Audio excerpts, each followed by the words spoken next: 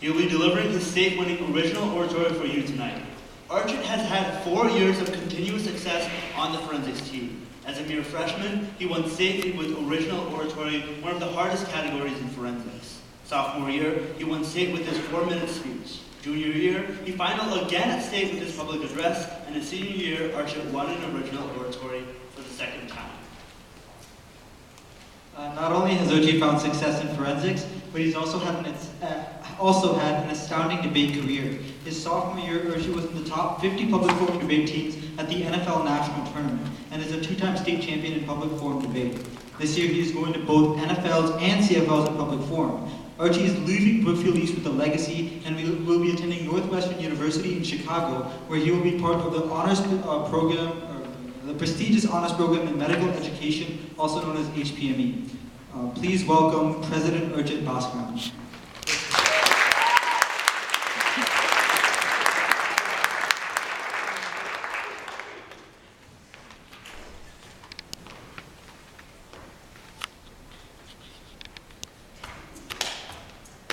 They call me Archie Dog. It's my rap name. You may be enjoying this, depending on your reference frame. This is elegance, eloquence, and preeminence I talk to reach the NFL and surpass writer's block. My goal is not to win, it's to empower you to know the power of comment. You can expand your worldview. By most standards, this intro is an anomaly. But hallelujah, it's all part of my strategy. From a young age, I've been using comedy in a variety of situations. When my mother first purchased a new VCR, I shoved 2 bananas into it, pointed at the TV screen, and waited for something magical. Then when I was 13, my family decided that we wanted to introduce my grandfather from India to American culture. So I told him we were taking him to an exquisite American restaurant. We ended up at Burger. And my grandpa didn't really understand the concept behind a drive-thru. So when the cashier asked for here or to go, he thought she was telling him to go home, and he started yelling at the lady. As he argued with her, I just laughed and made a joke. Dealing with mistake after mistake has been the story of my life. But if there's one thing I've learned, it's that despite how foolish of an error, comedy is the most effective coping strategy. Now in the poem Soon-Born Small Lambs, Icelandic poet Akuiri Kidagil so sweetly says, "Skurlaya," which in Icelandic translates to "let's laugh." You see, the poem tells the story of a young girl as she uses humor to cope with her misfortunes. And Skurlaya epitomizes the idea that one should use humor to combat his or her worst misfortunes. Now to implement the meaning of Skurlaya in our lives, let's first recognize the potential benefits of comedy. Then, understand the distinction between appropriate and inappropriate comedy to avoid improper usage. And most importantly, grasp the opportunity to use comedy to cope with a seemingly insurmountable. Author Leo Rosen in the book Joys of Yiddish articulates the idea that comedy is the affectionate communication of insight. As American actor Josh Gad further points out, comedy permeates our daily lives, helping us cope with a plethora of situations. You want to impress a girl? Use humor. You want to have a good job interview? Use humor.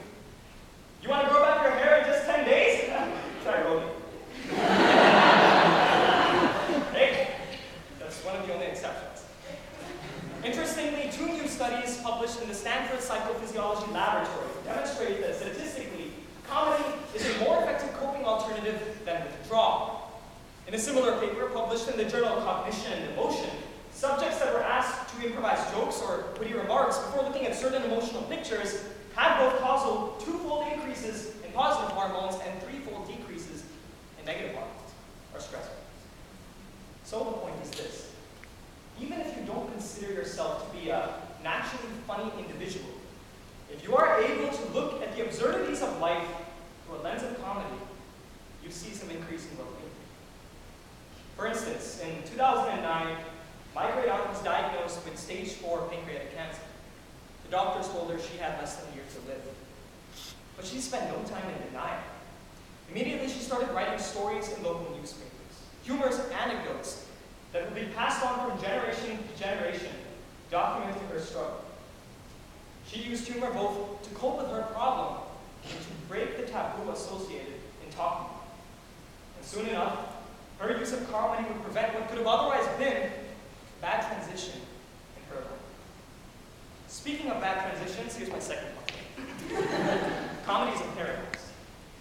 Peter McGraw of the Humor Research Lab, or PEARL, explains that like electricity, comedy can be either positive or negative. How shocking!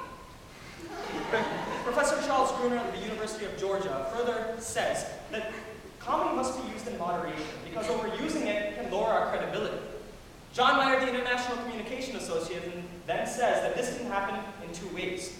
First, people may use comedy to give an impression that they appear to be coping, rather than actually coping, masking the underlying problem. And second, by using a wry, cynical, cutting, and even mean sense of humor, you may divide your audience and make them feel less safe communicating with you. Now, nobody wants that. So, let's look at some examples to make this easier. Sitting in front of the US Supreme Court while laughing obnoxiously and opening with a sexist joke in one of the most important cases in legal history about women's abortion rights. I think lawyer Jay Floyd of Roe v. Wade in 1973 would admit that that was an atrocious use of comedy. So let's try again. Creating a new brand of comedy that attacks racial prejudice and gives a comedic voice to the civil rights movement just to create a more equitable society. Richard Gregory, that is a fantastic use of comedy. Now I hope you see what I'm trying to get at. Comedy should be timed with thoughtful determination and not be carelessly detrimental to you or your interpersonal relationships. So, given that we understand that comedy is beneficial, and given that we know we should be cautious of where and how we utilize it, how interesting is it that we don't truly understand the essence of comedy until we experience personal tragedy? In the movie Life is Beautiful, a Jewish Italian character named Guido and his young son Joshua are imprisoned in a Nazi concentration camp. At the camp, Guido hides the horrors from his son by engaging in a series of slapstick routines. At the end of the film, as the Nazis are losing the war, Guido hides Joshua in a sweatbox, but as he leaves to find his wife, he is caught by a camp guard. Realizing his son is still watching, he winks at him for the very last time, and still in character, walks away in exaggerated comedic steps. The soldier leads him around a corner, and after a long pause, shots are fired. Now, although this was a mere fiction, it represents several tangible and pragmatic realities. In fact, Janet Meslin, an international affairs expert who writes in the New York Times, tells us that thousands of Jewish men and women used humor in Auschwitz and Birkenau during the Holocaust to brace themselves against the atrocities perpetuated in those camps. Folks, this is neat stuff. For one thing, Guido tells us that although the Nazis tried to strip away Joshua's innocence, they could not break the veil of humor that was protected. That although Joshua was surrounded by misery, sickness, and death at that camp, he could not question the injustice because of his father's convincing act. Most importantly, Guido's sacrifice tells us that the best comedy is encountered not when performing, but when used to maintain peace in the face of a seemingly insurmountable pain. And to that I say, Skunum Paya, Guido. Skunum Paya. So, let's stop right here to discuss the important question, what can we do?